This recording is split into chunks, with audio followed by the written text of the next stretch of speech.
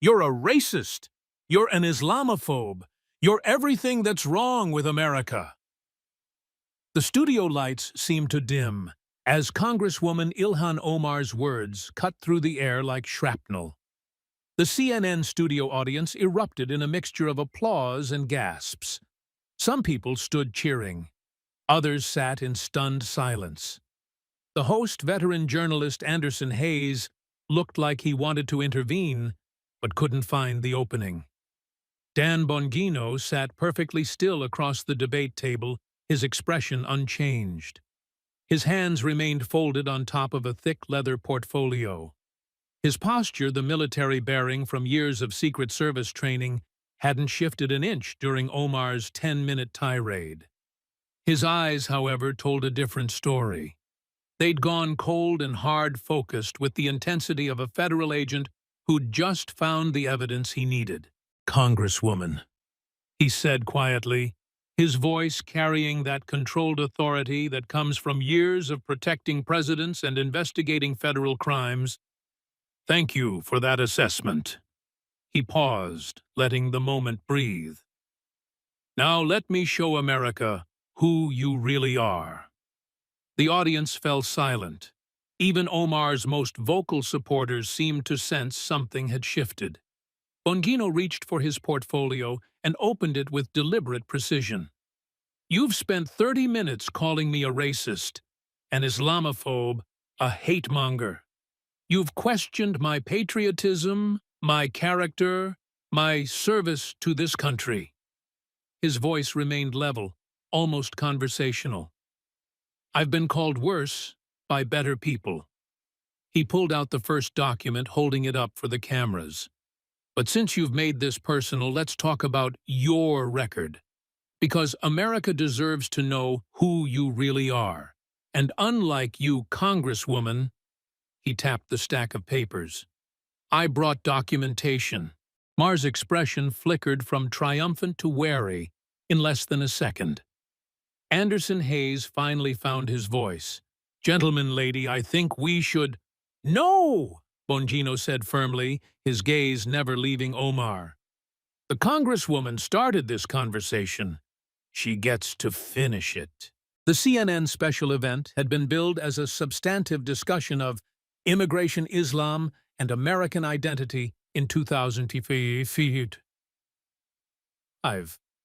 The network had positioned it as an opportunity for civil discourse on topics that divided the nation, a chance for two people with very different perspectives to find common ground, or at least mutual understanding. Dan Bongino had arrived early, as was his habit from his law enforcement days.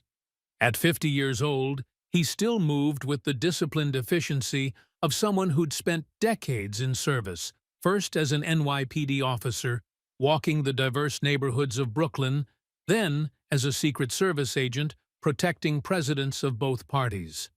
3 unsuccessful congressional campaigns, a battle with cancer that he'd won, and now one of the most influential conservative voices in America, with a podcast that routinely topped the charts. He'd dressed carefully for the occasion, dark suit, crisp white shirt, understated tie. This wasn't his podcast studio where he could let loose. This was CNN enemy territory by any conservative measure, and he understood the importance of optics. Ilhan Omar had arrived exactly on time, surrounded by an entourage of staffers and advisors. At 42 years old, she'd already become one of the most recognizable faces in Congress, a member of the Squad, that group of progressive freshmen who'd taken Washington by storm. Her story was remarkable by any measure. Born in Somalia, raised in a refugee camp in Kenya, immigrated to America at 13, and elected to Congress at 36. She was one of the first Muslim women ever elected to Congress, and she wore her hijab as both a symbol of her faith and a statement of representation. Tonight, she wore it in a vibrant purple matching her bold jacket. Her team had clearly prepared her for combat, not conversation. The pre-show pleasantries had been minimal and cold, a brief handshake, terse nods. They took their positions at opposite ends of the curved debate table with Anderson Hayes between them. "Good evening." Hayes began, his voice carrying the gravitas that had made him one of cable news's most trusted anchors. "Welcome to CENN's America in Dialogue special. I'm Anderson Hayes. Tonight, we're tackling topics that have dominated our national conversation: immigration policy, religious identity, and what it means to be American in an increasingly diverse nation." He gestured to his left. "Joining me is Dan Bongino, former Secret Service agent, former NYPD officer, best-selling author, and host of The Dan Bongino Show, one of the most listened-to political podcasts in America." Bongino nodded to the camera and audience. "And to my right, Congresswoman Ilhan Omar, representing Minnesota's 5th District, a member of the House Budget Committee and the Committee on Education and the Workforce, and a leading progressive voice on issues of immigration, social justice, and foreign policy." Omar smiled broadly, waving to the audience with practiced ease. Hayes outlined the format: 90 minutes, no commercial breaks during discussion, equal time, fact-based arguments. The audience would remain silent until the final Q&A segment. "Mr. Bongino, let's begin with you," Hayes said. "You've been outspoken about immigration reform. What's your vision for a system that balances security with America's identity as a nation of immigrants?" Bongino leaned forward, organizing his thoughts. "Thank you, Anderson. Look, this isn't complicated. I'm the grandson of immigrants. My family came here legally, waited their turn, learned the language, and became Americans. Not Italian Americans or hyphenated Americans, but Americans who happen to be of Italian descent. That's the difference."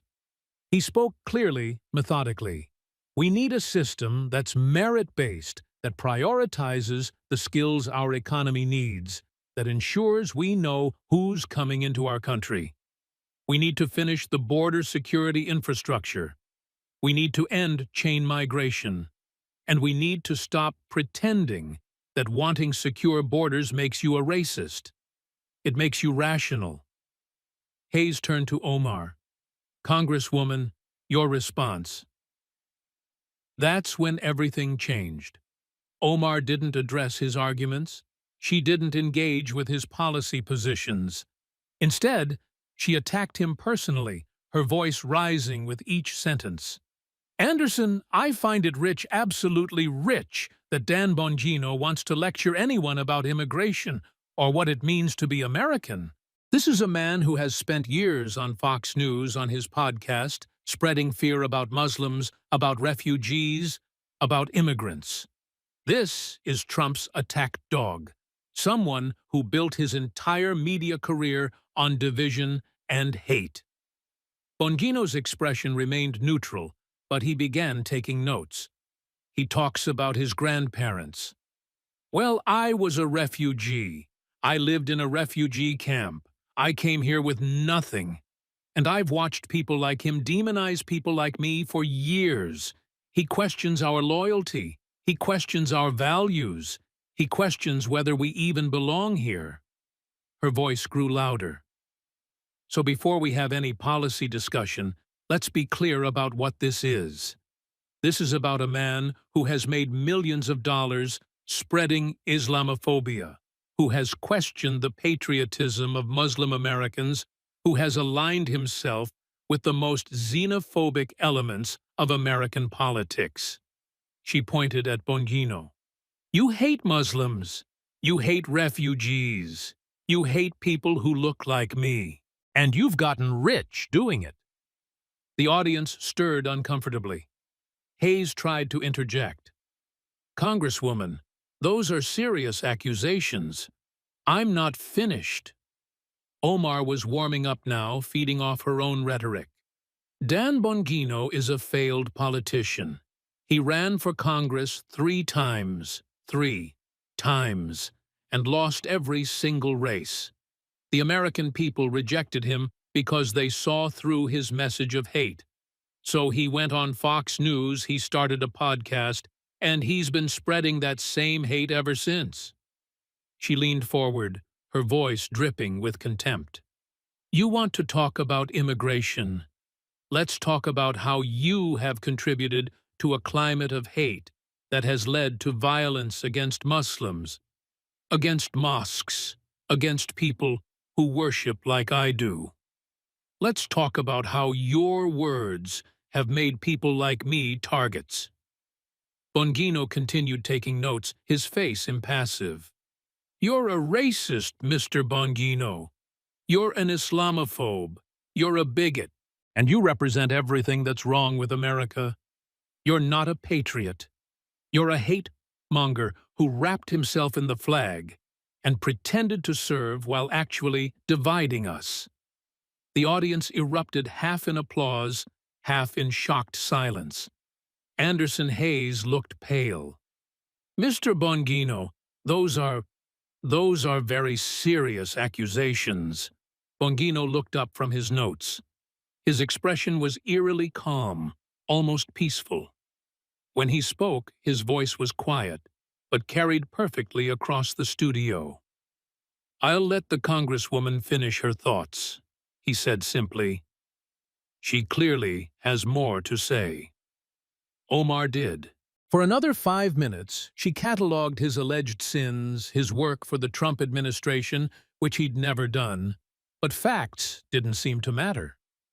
His criticism of Muslim politicians, which she characterized as attacks on Islam itself, his opposition to refugee resettlement programs, which she called racism, and his general existence as a conservative commentator, which she deemed hateful.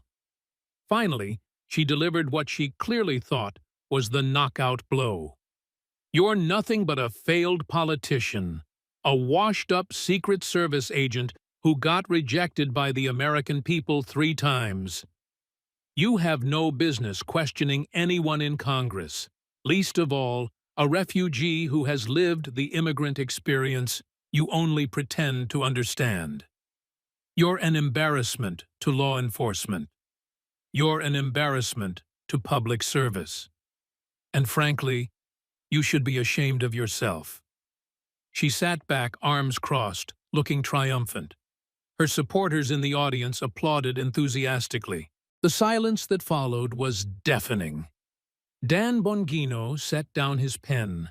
He looked at his notes, then at the documents in his portfolio, then directly at Ilhan Omar.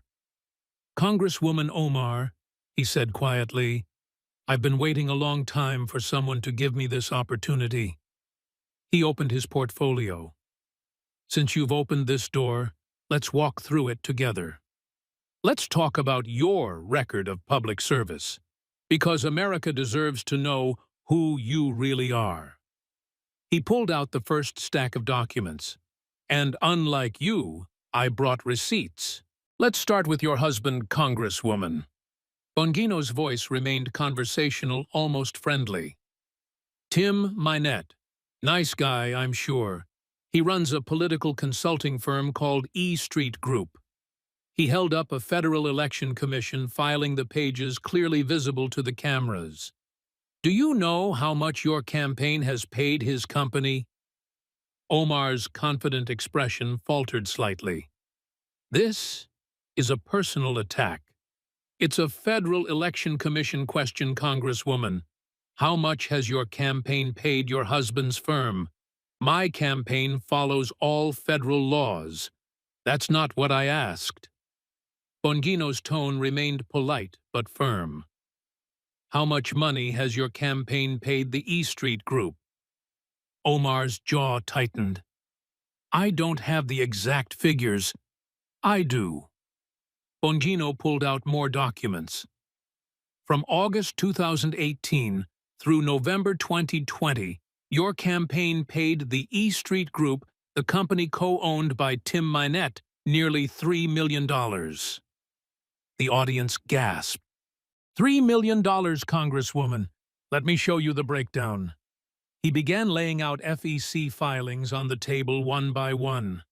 Fundraising consulting $800,000, digital communications, $500,000, internet advertising, $600,000, video production, $400,000, travel expenses, he paused meaningfully, $300,000.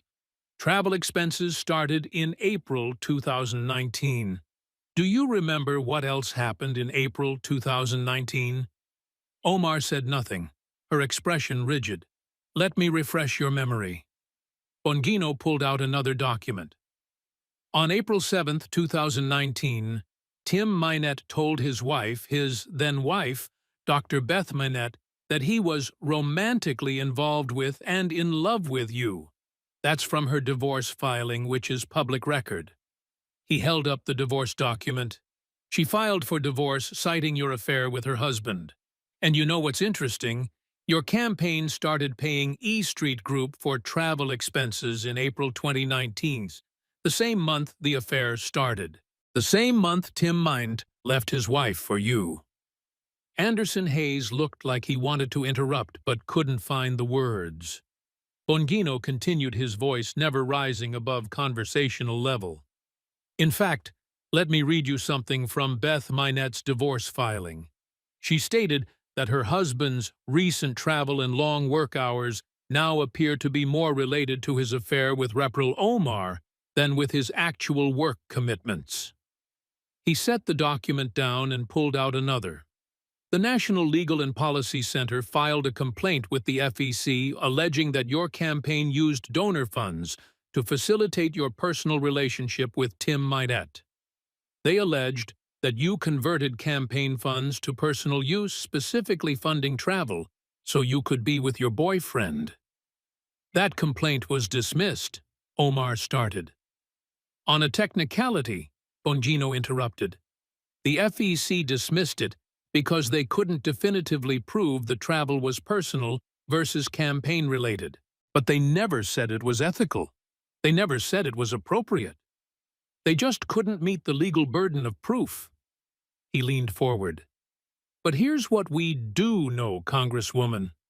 We know that E Street Group was your campaign's largest vendor during the 2020 election cycle. We know they received nearly $3 million. We know that represented about 50% of your total campaign expenditures. Half of all the money your donors gave you went to your boyfriend's company.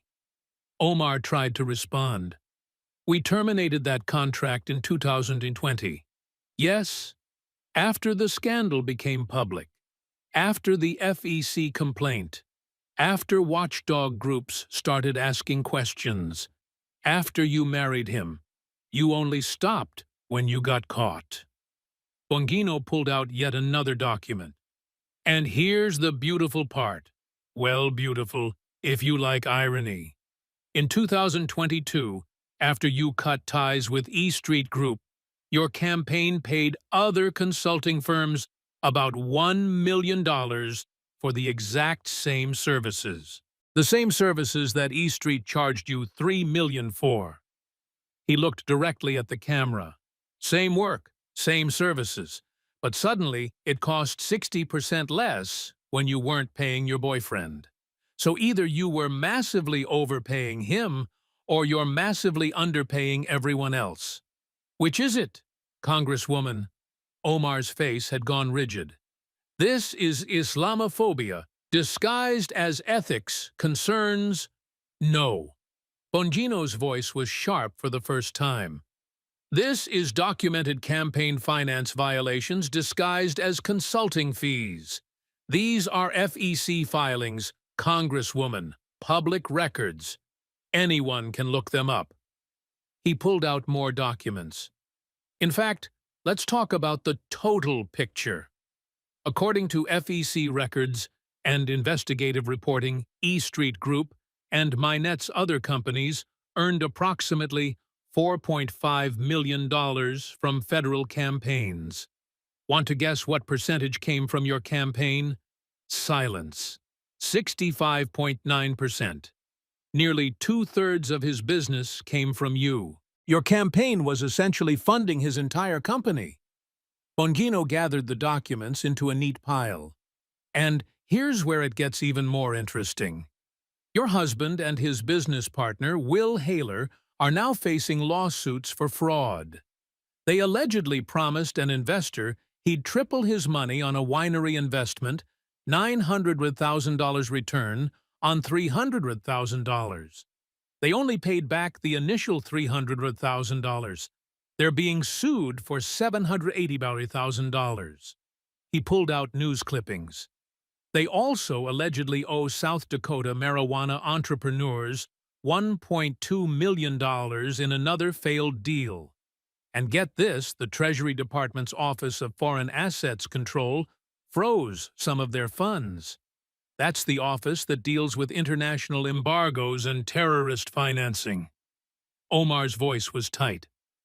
I have no involvement in his business ventures. But you gave him $3 million in campaign money. Congresswoman, campaign money that funded his company. Campaign money that he then used allegedly to defraud investors. The money trail leads right back to your donors. Bongino leaned back. So when you call me corrupt, when you question my ethics, I want Americans to remember this. You paid your boyfriend $3 million in campaign funds. You started paying him travel expenses the same month your affair began.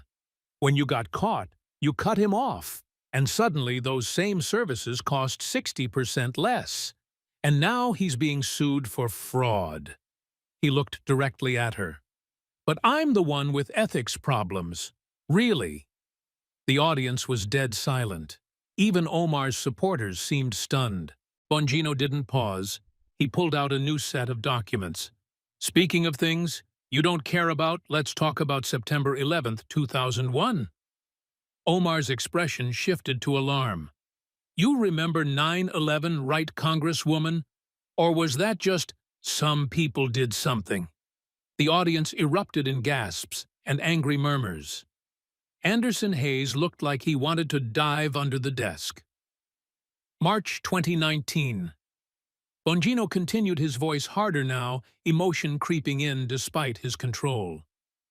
Council on American Islamic Relations fundraiser in Los Angeles. You gave a speech. Let me read your exact words. He pulled out a transcript. CAIR was founded after 9/11 because they recognized that some people did something and that all of us were starting to lose access to our civil liberties. He looked up, his eyes blazing. Some people did something, Congresswoman. His voice rose for the first time. Let me tell you what some people did. 19 al-Qaeda terrorists hijacked 4 commercial airplanes. They flew 2 of them into the World Trade Center towers. They flew 1 into the Pentagon.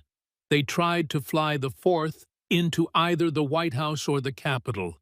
We don't know which, because the passengers fought back and crashed it into a field in Pennsylvania. He was standing now, his control slipping just enough to show the raw emotion underneath. Those some people murdered 2 to 977 innocent Americans. Office workers, passengers, flight attendants, firefighters who ran into those burning towers, police officers who died trying to save people, Port Authority officers, paramedics, people just going to work on a Tuesday morning. His voice cracked slightly. I was NYPD Congresswoman. I knew people who died that day.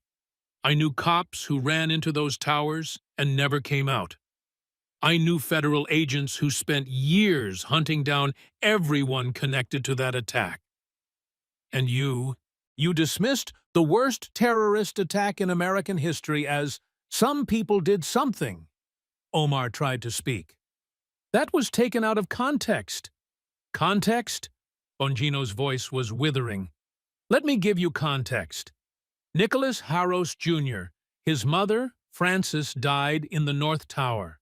On September 11, 2019, the 18th anniversary of the attacks, He wore a shirt to the memorial ceremony. You know what it said?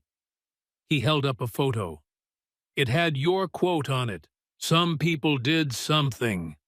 And he stood in front of the memorial and said, and I'm quoting here, "Today I am here to respond to you exactly who did what to whom.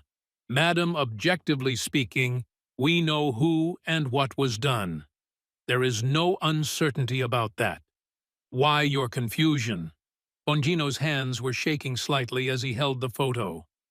The New York Post ran a front-page headline. It showed the towers burning, and your quote, R.E.P. Ilhan Omar 9/11 was, "Some people did something." The sub-headline said, "Here's your something. 2,909 signers. People dead by terrorism." He set the photo down carefully. You know what makes this even worse? You said this at a CAIR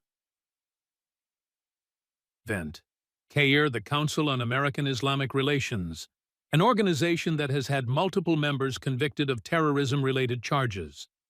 An organization that was named as an unindicted co-conspirator in the Holy Land Foundation case, the largest terrorism financing trial in American history. Omar's voice was defensive. CAIR is a civil rights organization. CAIR had at least 3 of its national leaders convicted or deported for terrorist activities, Bongino shot back. But you spoke at their event and minimized 9/11. You didn't say terrorists. You didn't say Al-Qaeda. You said some people did something. He leaned forward, his voice dropping to barely above a whisper. I wore that NYPD uniform, Congresswoman. I worked those streets. And when those towers came down, when my brothers and sisters in uniform ran toward the danger, they didn't think about religion. They didn't care if the people in those buildings were Christian, Jewish, Muslim, Hindu, or atheist. They just knew that terrorists had attacked America, and Americans needed help. His voice grew stronger. 343 firefighters died that day. 72 law enforcement officers, 55 military personnel, 606 civilians. And you called it, "Some people did something." He pulled out another document. You later tweeted on September 11, 2019, that 9/11 was an attack on all of us, and that you'd never forget. But you didn't apologize for your words. You didn't apologize to the families. You just tried to cover it up with a tweet. Bongino's voice was raw now. My brothers and sisters didn't die, so you could minimize their sacrifice as some people did something. They died fighting evil. Real evil. The kind of evil that flies planes into buildings full of innocent people. He sat down slowly, his emotion barely contained. So when you call me a hate-monger, when you question my patriotism, I want Americans to remember that you couldn't even bring yourself to properly describe the 9/11 attacks. You couldn't honor the victims. You couldn't condemn the terrorists by name. You just said, some people did something. The audience was completely silent. Several people had tears running down their faces. Bongino took a breath, regaining his composure. He pulled out a new set of documents, his hands steady again. Let's talk about another group you seem to have problems with, Congresswoman. Jewish Americans. Omar's eyes widened. February 2019. You were on Twitter responding to journalist Glenn Greenwald about IPAC, the American Israel Public Affairs Committee. He wrote about House Minority Leader Kevin McCarthy threatening to punish you and Representative Rashida Tlaib for criticizing Israel. Bongino held up a printout of the tweet. You responded, "It's all about the Benjamin's baby." He looked at the camera. For those who don't know, Benjamins refers to $100 bills which feature Benjamin Franklin. Someone asked you who you thought was paying American politicians. Your response, AIPAC. He set the tweet down. Congresswoman, do you know what you did? You invoked one of the oldest, most disgusting anti-Semitic tropes in existence, that Jews use money to control politics, that Jewish wealth buys influence, that politicians are bought and paid for by Jewish money. Omar opened her mouth to protest, but Bongino held up his hand. I know what you're going to say. I was talking about lobbying. But you didn't say all lobbying is problematic. You specifically called out IPAC. You specifically invoked Benjamin's money. You specifically targeted the Jewish lobby. He pulled out more documents. The response was immediate and bipartisan. House Democratic leadership, your own party, released a statement saying you were engaging in deeply offensive anti-Semitic tropes. The Jewish Democratic Council of America denounced you. The Anti-Defamation League accused you of promoting an ugly conspiracy theory about Jewish influence in politics. Bongino leaned forward. You apologized. You said you were grateful for Jewish allies and colleagues who are educating me on the painful history of anti-Semitic tropes. Great. Apology accepted. He paused. Except it happened again. Less than a month later. He pulled out another transcript. March 2019. You spoke at a political event and said, and I quote, I want to talk about the political influence in this country that says it is okay for people to push for allegiance to a foreign country. His voice hardened. Allegiance to a foreign country. You were talking about American Jews supporting Israel. Do you know what that's called, Congresswoman? It's called the dual loyalty trope. The idea that Jews are more loyal to Israel than to their own countries. It's been used to persecute Jews for centuries. It was used in Nazi Germany. It was used in the Soviet Union.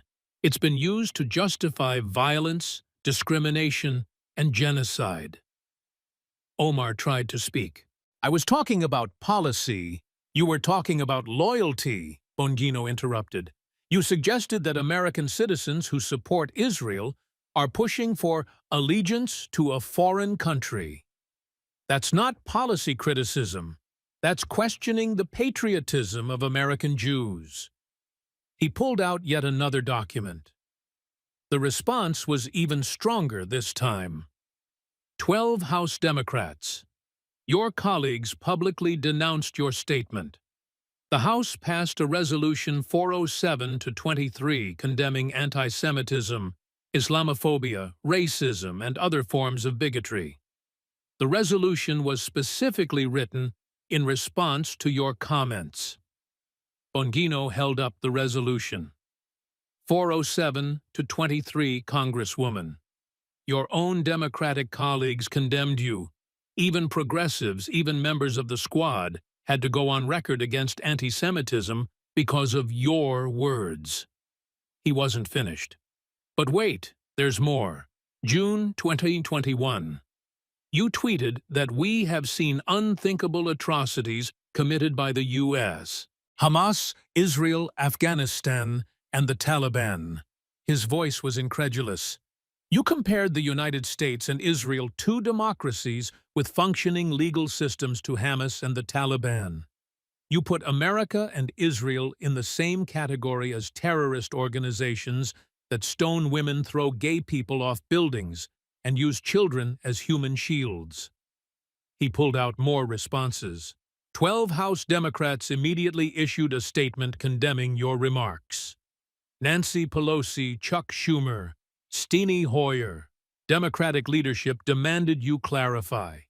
You were forced to issue a statement saying you wasn't comparing democracies to terrorist organizations, but the damage was done. Bongino gathered all the anti-Semitism documents into one pile. And here's where it all came home, Congresswoman. February 2nd, 2023. The House of Representatives voted 218 to 211 to remove you from the House Foreign Affairs Committee. He held up the vote tally. You were stripped of your committee assignment because of your anti-Semitic statements. The resolution specifically cited your pattern of conduct and comments that have been consistently anti-Semitic. You became the first member of Congress in modern history to be removed from a committee specifically for anti-Semitic remarks. He looked directly at her.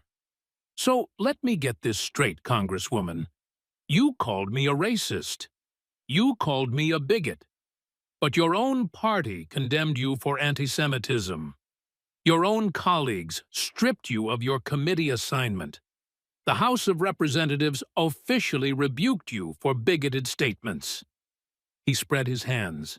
And you have the audacity to call me a hate-monger. The audience was stunned into silence. Omar's supporters looked uncomfortable. Even some progressives were shifting in their seats. Omar's voice was tight. This is about silencing criticism of Israel. No, Bongino said firmly. This is about you using anti-Semitic tropes. You can criticize Israeli policy without invoking Jewish money. You can debate foreign aid without suggesting dual loyalty. You can discuss Middle East politics without comparing Israel to Hamas. He leaned back. But you chose to use those tropes. You chose those words. And when you got called out by Republicans and Democrats, you played the victim. You claimed you were being silenced. You claimed it was Islamophobia. His voice was harsh. No, Congresswoman, it was anti-Semitism. Your own party said so. Bongino pulled out a new document, and his expression suggested this was going to be particularly devastating. Now, let's talk about your loyalty, Congresswoman. Your recent speech to Somali Americans in Minneapolis. Omar's face went pale. January 2024. You spoke at an event about Somaliland, the breakaway region of Somalia. You spoke in Somali, which is fine. But what you said, he pulled out multiple translations. There was initially a translation that spread widely. It said you told the audience, I am Somali, first Muslim second, and that you would protect Somalia's interests from inside the U.S. system. That translation sparked calls for your censure, even your expulsion from Congress. Omar jumped in. That translation was false. It was debunked. I know, Bongino said calmly, and I'm not going to cite the false translation. I'm going to cite what you actually said based on verified translations from the Minnesota Star-Tribune and other sources. He read from the verified translation. You said, the U.S. government will do what we tell the U.S. government to do. You told your Somali audience, we as Somalis should have that confidence in ourselves. We live in this country. We pay taxes in this country. It's a country where one of your own sits in Congress. He looked up. You also said, the woman you sent to Congress is aware of you and has the same interest as you. He set the translation down. So even in the accurate translation, Congresswoman, you told a Somali audience that the U.S. government will do what we, meaning Somalis, tell it to do. You told them that you share their interests. You framed your congressional role as representing Somali interests. His voice hardened. Congresswoman, you're a member of the United States Congress. You took an oath to the Constitution.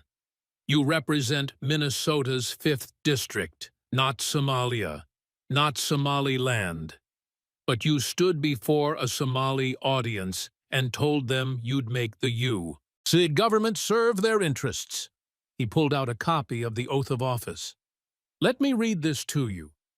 I do solemnly swear that I will support and defend the Constitution of the United States against all enemies, foreign and domestic, that I will bear true faith and allegiance to the same. He emphasized the key words. True faith and allegiance to the Constitution, Congresswoman, to America, not to any foreign country, not to any ethnic group's foreign interests, to the United States of America. Bongino's voice rose. But you told Somalis that you'd make the U.S. government do what they want, that you share their interests in a foreign territorial dispute, that you're in Congress as one of their own. He leaned forward. And here's the beautiful irony, Congresswoman. You've spent years accusing American Jews of dual loyalty. You suggested that supporting Israel means pushing for allegiance to a foreign country. But you openly tell a Somali audience that you'll prioritize their foreign interests from within Congress. His voice was harsh. You accused me of being unpatriotic. You questioned my loyalty. But you explicitly told foreigners you'd use your congressional position to advance their interests. The hypocrisy is breathtaking. Omar tried to defend herself. I was encouraging civic engagement. You were promising to make the U.S. government serve Somali interests. Bongino shot back. There's a difference between encouraging Americans of Somali descent to participate in democracy and promising to use your congressional position to advance Somalia's interests in a territorial dispute. He pulled out the censure resolution that had been introduced. Representative Marjorie Taylor Greene introduced a resolution to censure you based on that speech. It failed along party lines because of the translation controversy. But the underlying issue remains. You've consistently prioritized foreign interests and identity politics over American unity. Bongino gathered those documents. So when you call me unpatriotic when you question my service, I want Americans to remember this. I protected President Obama, a man I disagreed with politically, because that was my duty to America. I would have taken a bullet for him without hesitation, because I took an oath to the Constitution, not to any political party or ideology. His voice was firm. But you can't even get through a speech to Somali Americans without framing your role as serving their interests rather than American interests. Bongino leaned back in his chair, his expression almost amused now. You've called me racist 7 times tonight, Congresswoman. Let's talk about how you use that accusation as a shield against any and all criticism. He pulled out a timeline he'd prepared. This is a pattern with you. Anytime someone criticizes your policies, you cry racism. Anytime someone questions your statements, you cry Islamophobia. Anytime someone examines your record, you cry bigotry. He began reading from the timeline.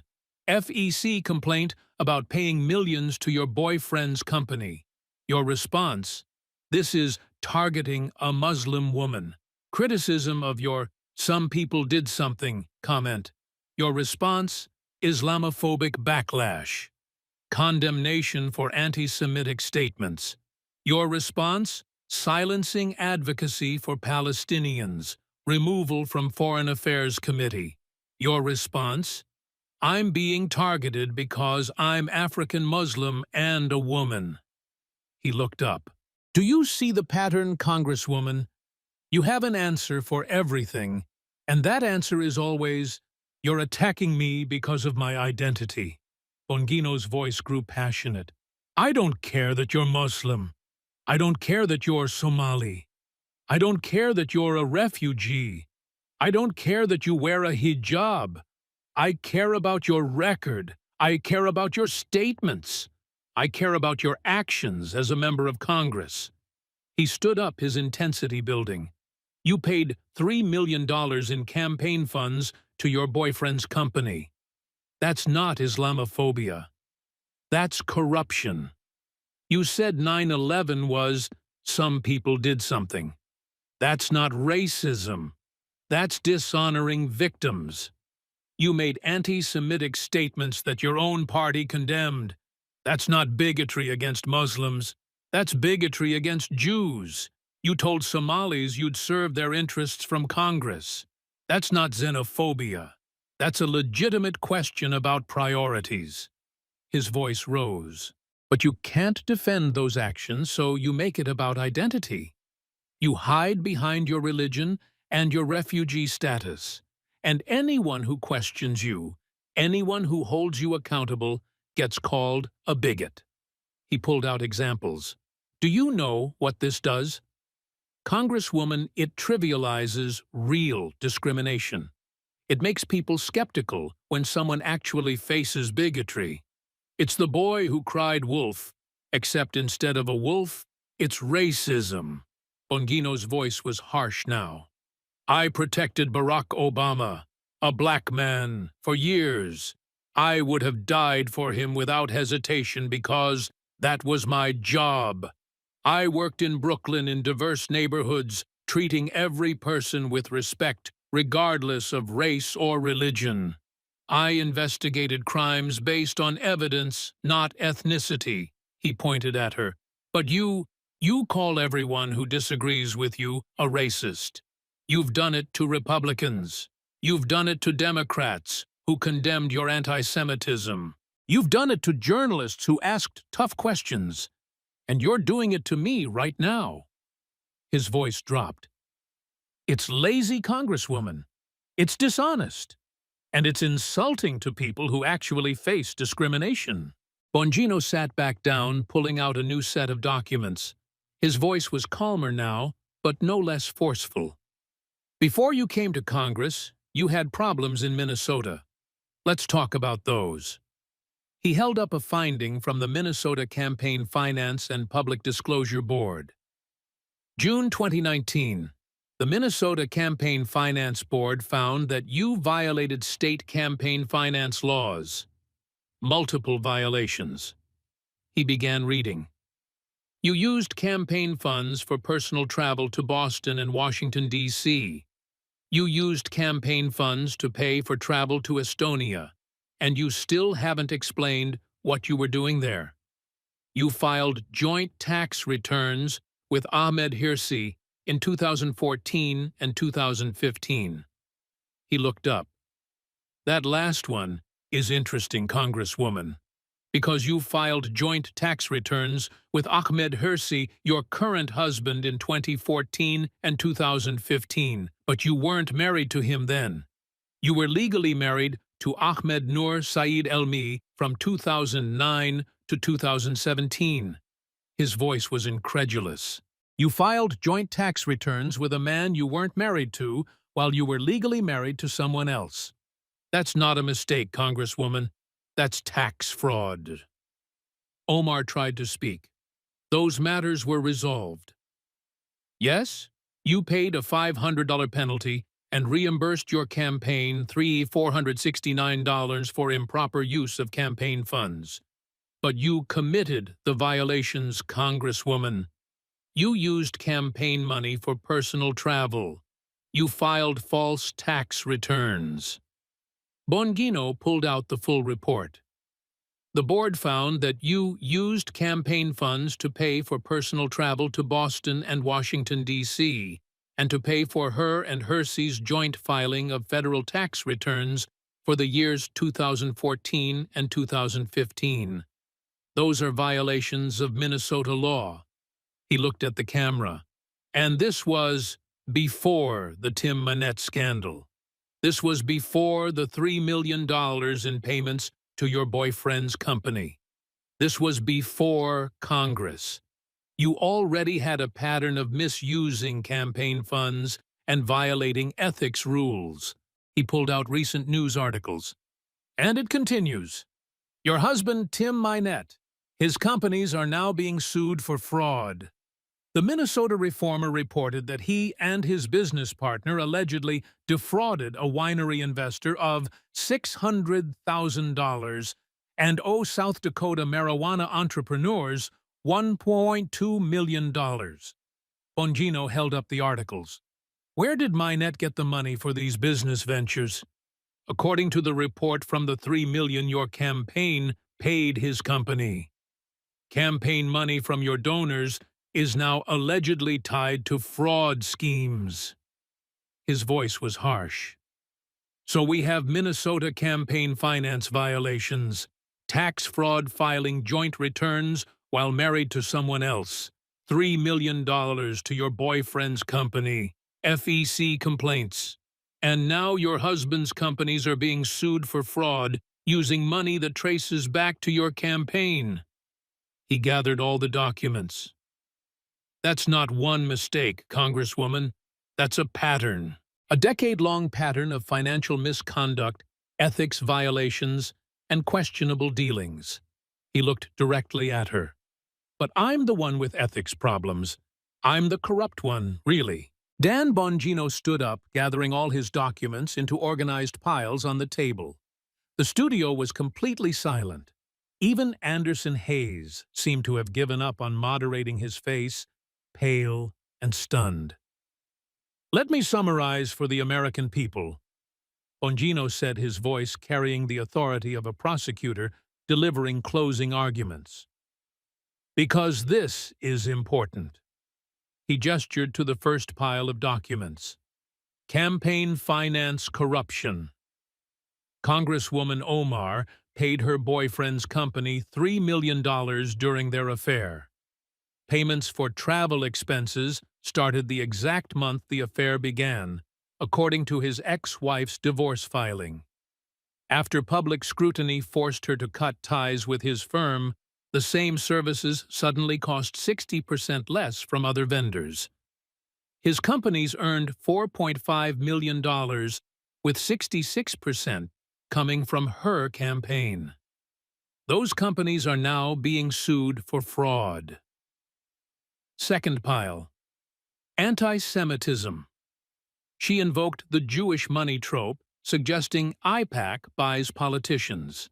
She suggested American Jews have dual loyalty to Israel. She compared the United States and Israel to Hamas and the Taliban. Her own Democratic colleagues condemned her statements twice. The House voted 407 to 23 on a resolution specifically addressing her anti-Semitic comments.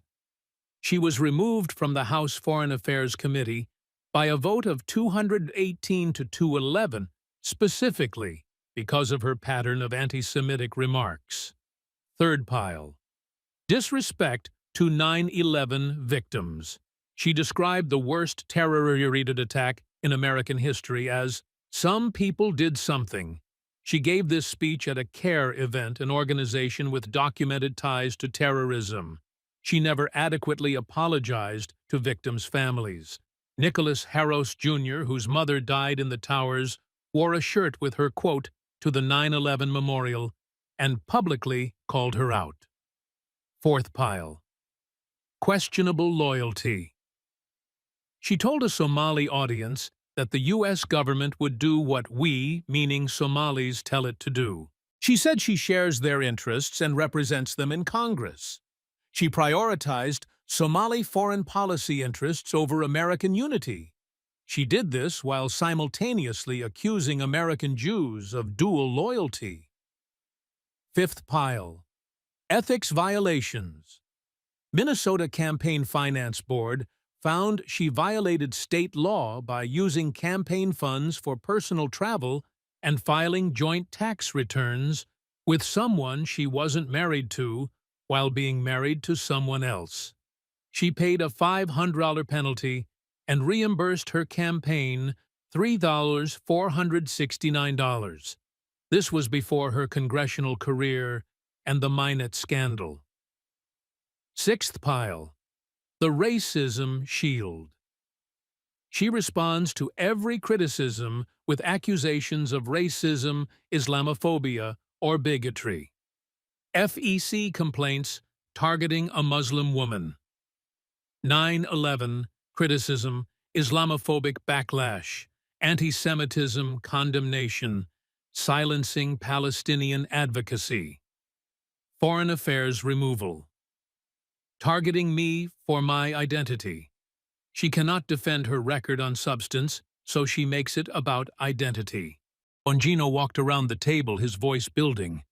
Congresswoman Omar came here tonight and called me a racist, an Islamophobe, a hate monger, a bigot. Everything wrong with America. She spent 30 minutes attacking my character without citing a single fact. He gestured to all the documents on the table.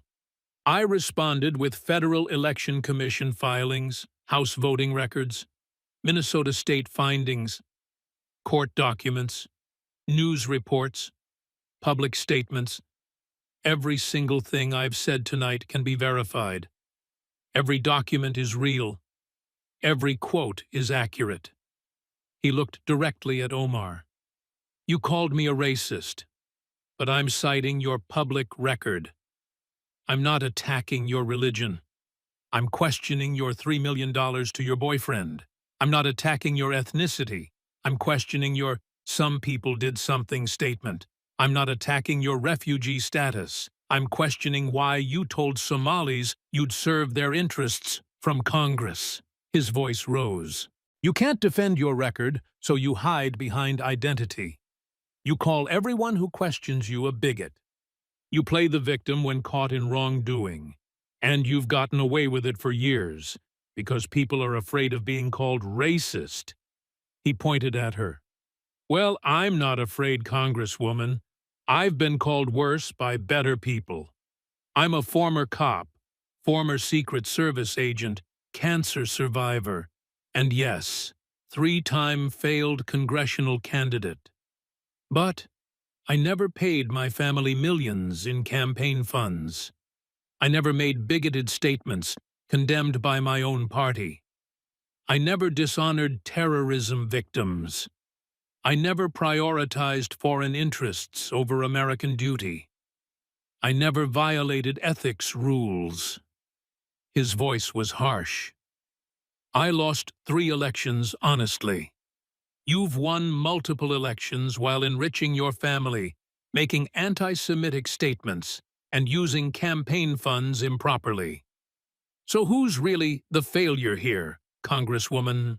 Ilhan Omar sat rigid in her chair, her hands gripping the armrests. Her expression cycled through emotions: anger, shock, defensiveness, and something that might have been desperation. This is exactly what they do, she said, her voice shaking slightly. This is exactly what happens to people like me. They dig through everything. They twist everything. They try to destroy us because we speak truth to power. No, Bongino interrupted, his voice like a whip crack. No, Congresswoman. Stop. Just stop. He walked closer to her side of the table. You don't get to do that. You don't get to call this twisting or digging. These are your Federal Election Commission filings, your public statements on video, your House voting record, your ethics violations found by Minnesota's board. There's no twisting. There's no digging. This is your public record. Omar tried the race card.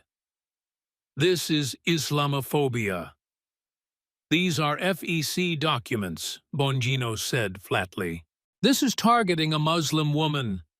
Your own Democratic colleagues condemned your anti-Semitism, he countered. This is about silencing criticism of Israel. You compared America to the Taliban, he shot back. As a refugee, as a Muslim woman in Congress. You paid your boyfriend $3 million in campaign funds, Bongino said, his voice hard. Your identity doesn't exempt you from ethics rules. Omar's voice grew desperate. The people attacking me are the same people who— Your own party, Bongino interrupted. Democrats condemned you. Democrats stripped you from your committee. Democrats voted for resolutions rebuking your statements. This isn't Republicans attacking you. This is your own colleagues holding you accountable. He leaned on the table. You came here tonight to destroy me, Congresswoman. You spent 30 minutes calling me racist, Islamophobic, a hate monger, unpatriotic, a failure. You made it personal. You attacked my character without a shred of evidence. His voice was cold. I responded with documents, facts, your own record. And now you can't handle it. So you're playing the victim. You're crying racism. You're hiding behind your identity. It's what you always do. Omar's voice cracked. I don't have to sit here and be attacked. You started this, Bongino said simply. You called me racist. I showed America your record. If you can't defend it, that's not my problem. That's yours. This is character assassination. This is your public record, Bongino repeated. Every document on this table is public. Every quote is verified. Every scandal is documented. If your record looks bad, maybe you should have a better record. Anderson Hayes finally found his voice. We need to take a break. No, Bongino said firmly. Let her respond. She came here to attack me. Let her defend herself. Let her explain the $3 million. Let her explain some people did something. Let her explain the anti-Semitism. Let her explain telling Somalis she serves their interests. He looked at Omar. Go ahead, Congresswoman, explain. Without calling me racist, without playing the victim. Just explain your actions. Omar opened her mouth, then closed it. She looked to her staff off stage, but they seemed frozen. She looked at Anderson Hayes, but he was staring at the documents on the table. Finally, she managed, I have fought for my community. I have stood up for refugees, for Muslims, for the marginalized. My record of service. Your record of corruption, Bongino interjected. Your record of anti-Semitism.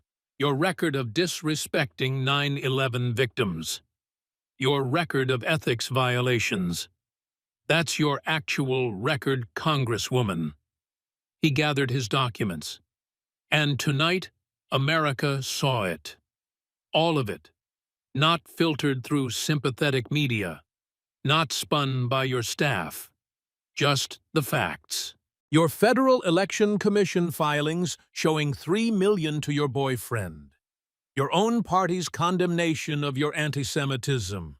Your removal from committee. Your ethics violations. Your own words dishonoring 9/11 victims. He looked at the camera. You can't cry racism your way out of a paper trail, Congresswoman. And tonight, the paper trail buried you. Anderson Hayes looked shell-shocked as he tried to regain control of the broadcast. We're going to take a brief pause, he said, his voice unsteady. When we return, we'll allow both guests to make closing statements and then take questions from our studio audience.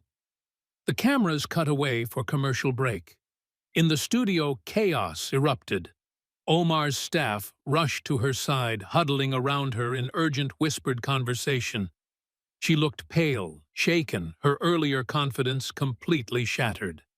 One aide was frantically typing on a phone, presumably trying to manage the social media storm that was undoubtedly erupting. Bongino calmly organized his documents back into his portfolio, his expression neutral. A CNN staffer approached him with a bottle of water, which he accepted with a nod of thanks. In the audience, people were on their phones texting, tweeting, recording videos. The divide in the room was stark. Some looked triumphant, others angry, many simply stunned. The commercial break felt like it lasted an eternity. When the cameras came back on, Anderson Hayes looked like he'd aged 5 years in 5 minutes. We're back with our America in Dialogue special, he said, sounding anything but dialogic. We've just witnessed an intense exchange. Congresswoman Omar, you'll have an opportunity for a closing statement. Omar had composed herself somewhat, though her usual confidence was notably absent. Thank you, Anderson. she said, her voice controlled but tight. I came here tonight hoping for a substantive policy discussion about immigration, about the refugee experience, about what it means to be Muslim in America. She looked at the camera.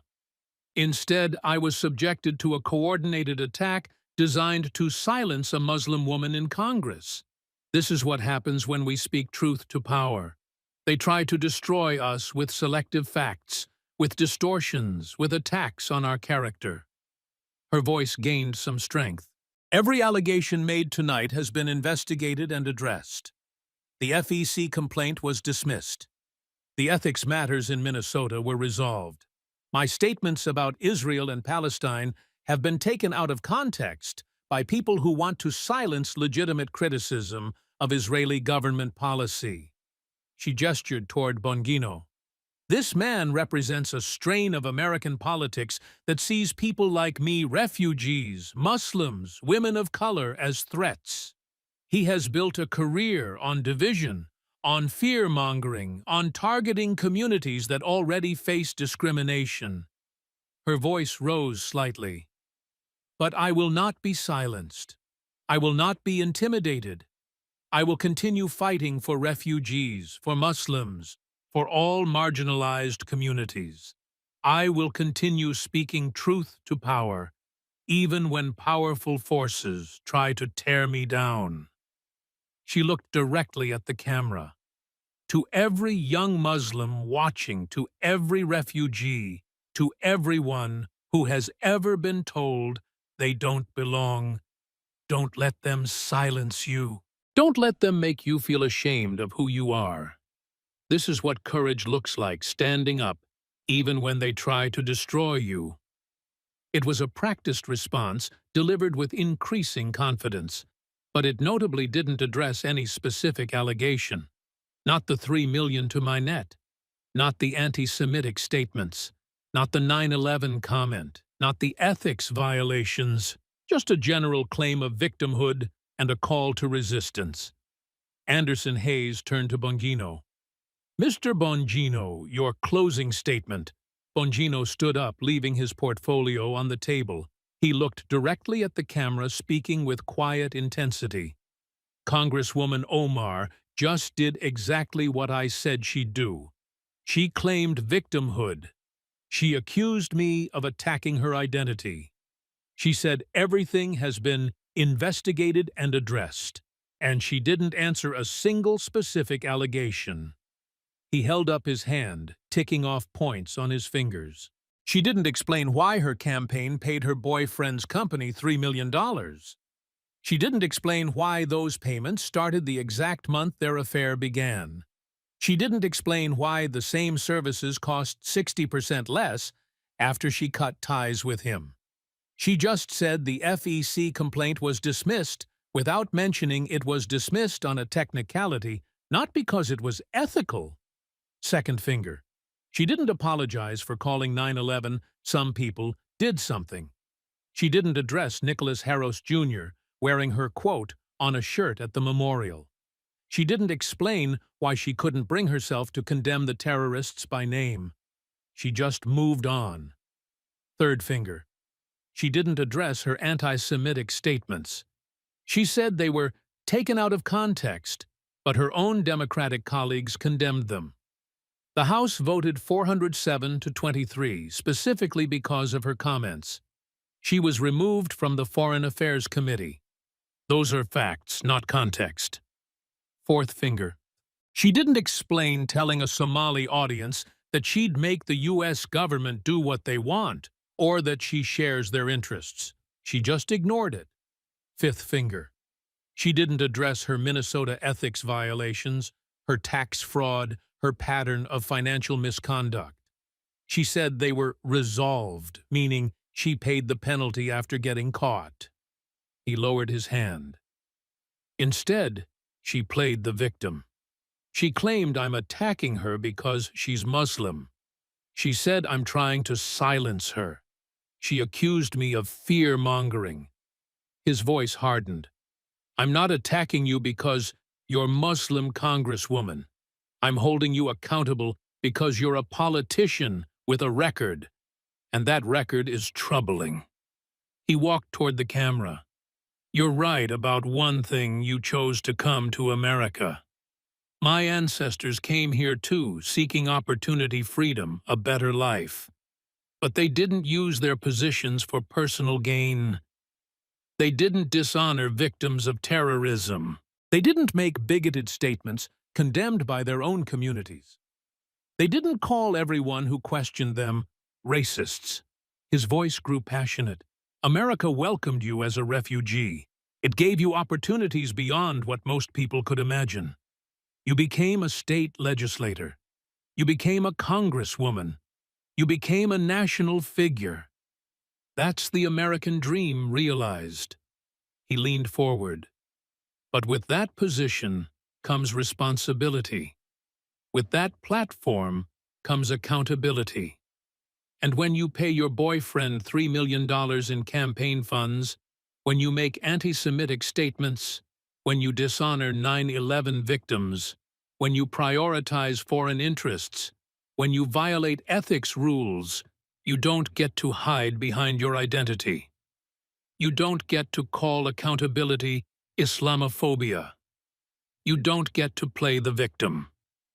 His voice was firm. I ran for office 3 times and lost 3 times. Yes, I'm a failed politician. The voters rejected me. I accept that. I moved on. I built a business. I created a platform. I did it honestly, without enriching my family, without violating ethics rules, without making bigoted statements. He looked directly at Omar. You've succeeded at getting elected. But you've also succeeded at something far worse. You've shown that some politicians believe their identity exempts them from accountability. That playing the race card can deflect from any scandal. That calling critics racist can silence legitimate questions. His voice dropped. Tonight, that didn't work. Tonight, your record caught up with you. Tonight, America saw that accusations of racism don't beat documented evidence. That crying victimhood doesn't explain $3 million to your boyfriend. That identity politics don't erase anti-Semitism condemned by your own party. He turned back to the camera. This isn't about Islam. This isn't about refugees. This isn't about race or gender. This is about a member of Congress who has repeatedly shown poor judgment, ethical lapses, and a pattern of using identity as a shield against accountability. His final words were measured and firm. Congresswoman Omar, you came here tonight to destroy my reputation. You called me everything but a child of God. You attacked my character without evidence. I responded with your public record, and that record speaks for itself. He paused. The American people can decide who they believe. The video went viral within minutes. By the time the program ended at 11 p.m., Eastern clips were already flooding social media. By midnight, Bonginov's Omar was trending #1 on Twitter. By morning, it had been viewed over 50 million times across all platforms. Conservative outlets led with headlines like, Destroyed Bongino, systematically dismantles Omar with facts. The night Ilhan Omar's race card didn't work. Omar calls Bongino racist. He responds with her FEC filings. Mainstream media tried for balance. Heated CNN debate between Bongino and Omar goes viral. Omar defends record against conservative attacks. Contentious exchange highlights deep political divisions. Progressive media attempted damage control. Islamophobic ambush, right-wing talking points used against Omar. Muslim congresswoman attacked on national TV. But even they couldn't dispute the actual facts. The FEC filings were real. The House votes were real. The Minnesota findings were real. The quotes were on video. Omar's office released a statement the next morning. Last night's program was a coordinated attack designed to silence Congresswoman Omar's voice. The allegations presented have all been previously investigated and addressed. Reporter Omar has been the subject of ongoing harassment and Islamophobic attacks since taking office. She will not be deterred from her mission to serve her constituents and fight for justice. The statement didn't mention the $3 million to my net. It didn't address the anti-Semitic statements. It didn't explain some people did something. It didn't clarify the Somalia speech. It just claimed victimhood and moved on. But social media wasn't moving on. The MyNet payment timeline went viral, showing the exact correlation between the affair starting and the travel expenses beginning. Clips of her "some people did something" statement were shared millions of times along with Nicholas Harros Jr.'s response. The video of the House voting to remove her from the Foreign Affairs Committee circulated widely. Political operatives from both parties took notice. Republicans immediately announced they'd be using clips from the debate in campaign ads. Democrats privately groaned, knowing this would make Omar a liability in swing districts. Most devastatingly, some of Omar's progressive allies began quietly distancing themselves. When asked about the debate, they gave carefully worded non-answers. "I haven't seen the full context. I'd need to review the specific claims. This seems like a distraction from important issues." Translation: They couldn't defend her record either. Dan Bongino addressed it on his podcast the next day, his voice tired but satisfied. "Look, I didn't go on CNN to destroy Ilhan Omar. I went to discuss immigration policy and American identity. She made the decision to make it personal. She spent 30 minutes calling me racist, Islamophobic, a hate-monger, a failure." He paused. "So I responded with her public record. That's it. I didn't make anything up. I didn't take anything out of context. I cited Federal Election Commission filings, House votes, Minnesota State findings, court documents, and her own public statements. Everything I said can be verified in about 5 minutes on Google." His voice grew more intense. And she couldn't handle it. She couldn't defend paying her boyfriend $3 million. She couldn't defend her anti-Semitic statements that her own party condemned. She couldn't defend dishonoring 9/11 victims. So she did what she always does. She played the victim. She called it Islamophobia. She claimed she was being silenced. He laughed without humor.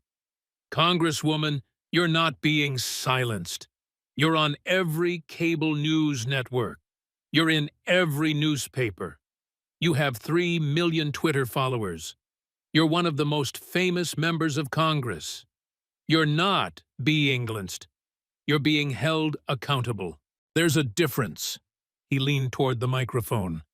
"And here's what I want my listeners to understand. This is the playbook. When caught in scandal, politicians like Omar immediately cry racism, sexism, Islamophobia, whatever identity shield is available. They can't defend their actions, so they attack their critics' motives. They make it about who they are rather than what they've done." His voice hardened. "But here's the thing, Americans are tired of it. They're tired of being called bigots for asking legitimate questions. They're tired of identity politics being used to deflect from corruption. They're tired of the race card being played to avoid accountability." He paused. "Last night, I think we saw a turning point. Because I didn't back down. I didn't apologize. I didn't let her accusations intimidate me. I just kept citing facts. Documented, verifiable, undeniable facts. And she had no answer." He concluded simply, "You can't cry racism your way out of a paper trail, and the paper trail on Ilhan Omar is damning." Within weeks, there were real political consequences.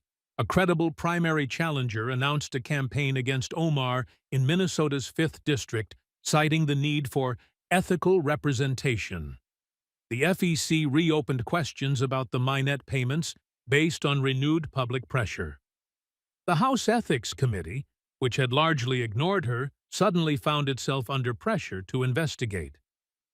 Omar's favorability ratings, which had been underwater in national polls but strong in her district, began to slip even at home. Town halls became more contentious, with constituents asking pointed questions about campaign finance and ethics. She doubled down on her messaging, framing every criticism as racism or Islamophobia. But the old shield wasn't working as well anymore. Too many people had seen the debate. Too many people had looked up the facts themselves. Too many people had watched her fail to defend her record. The debate became a case study in political discourse classes. It was analyzed by campaign strategists. It was used as an example in journalism ethics courses, both for how to prepare documentation and for how not to rely on personal attacks. But more than anything, it became a cultural moment, a turning point, a demonstration that facts properly marshaled and calmly presented could still cut through identity politics. One independent voter in Minnesota, interviewed by a local TV station, summed it up best. "I've always supported Congresswoman Omar. I liked her story, her background, what she represented. But after that debate, I looked up those FEC filings myself. I read the House resolutions. I watched the video of her 9/11 comment. And I realized maybe I've been giving her a pass because of who she is, rather than holding her accountable for what she's done." He paused, looking uncomfortable. "That doesn't make me racist. That makes me a voter demanding better from my representatives." In a television studio in New York, the lights were dimming for the final time that night. The audience had filed out. The cameras were powered down. The stage was being reset for the next day's programming. But the documents Dan Bongino had laid out remained on the debate table, organized in neat piles. FEC filings showing $3 million to a boyfriend's company. House resolutions condemning anti-Semitic statements. Minnesota ethics violations. Divorce filings. News reports. Vote tallies. A paper trail that told a story more damning than any accusation. Anderson Hayes stood alone on the stage, looking at those documents. He'd been in journalism for 30 years. He'd seen countless debates, thousands of interviews, decades of political theater. But he'd never seen anything quite like what had happened tonight. One politician had tried to destroy another with personal attacks and accusations of bigotry.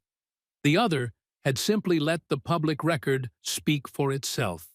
And in the battle between accusations and evidence had won. Hayes picked up one of the FEC filings, reading through it again. $3 million. To a boyfriend's company. During an affair. With payments starting the exact month the relationship began. He set it down and walked off the stage. Some stories didn't need spin. Some facts didn't need interpretation. Sometimes the truth was just the truth.